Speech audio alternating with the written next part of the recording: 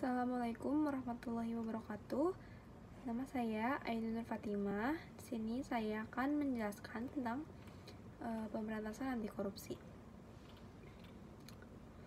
Membangun lingkungan yang kondusif dalam internalisasi nilai-nilai anti korupsi serta terlibat sebagai individu yang aktif dalam menutupi kesempatan korupsi melalui pembangunan sistem integritas merupakan pemahaman komprehensif dan simulasi untuk menghindari diri dari korupsi. Yaitu ada satu, reframing culture. Lakukan reframing atau memudahkan proses internalisasi integritas.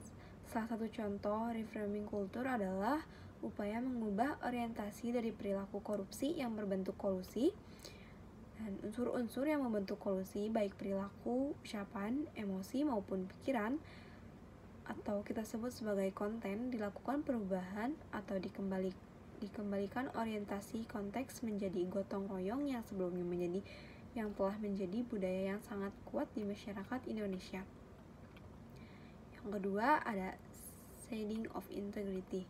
Memahami shedding dan perilaku otomatis dalam konteks perilaku anti korupsi.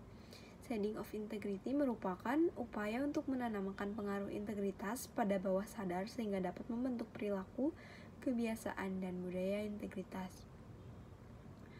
Seakan menjadi suatu pertempuran antara integritas dan korupsi saling memperkuat untuk mempengaruhi pegawai negeri di Indonesia. Ada 3 aspek penting yang perlu disadari terkait pertumbuhan antar integritas dan korupsi. Yang pertama, koruptor menggoda biasanya pada saat seseorang sedang di luar sistem. Kedua, koruptor menggoda biasanya pada saat keadaan sepi dan rahasia. Ketiga, koruptor menggoda dengan beragam cara dan menggunakan pengaruh yang sebelumnya di luar perkiraan. Itu wow effect. Yang ketiga, ada sistem integritas organisasi. Menjelaskan peran sistem integritas organisasi untuk menjaga individu berintegritas.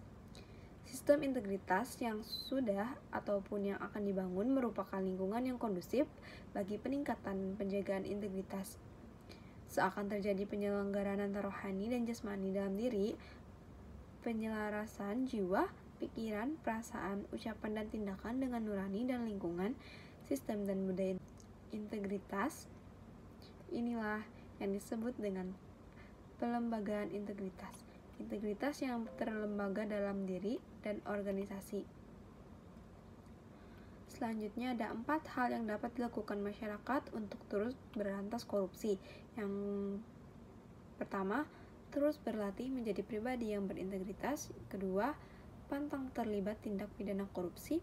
Ketiga, aktif dalam gerakan anti korupsi, penindakan, pencegahan, edukasi, kerjasama internasional. Dan yang terakhir, keempat, ajak yang lain untuk melakukan hal yang sama. Strategi pemberantasan korupsi, dari mulai penindakan, lanjut ke pencegahan, dan yang terakhir pendidikan serta peran masyarakat. Integritas bertindak secara konsisten antara apa yang dikatakan dengan tingkah lakunya sesuai nilai-nilai yang dianut. Nilai-nilai dapat berasal dari nilai kode etik di tempat dia bekerja, atau nilai masyarakat, atau nilai moral pribadi.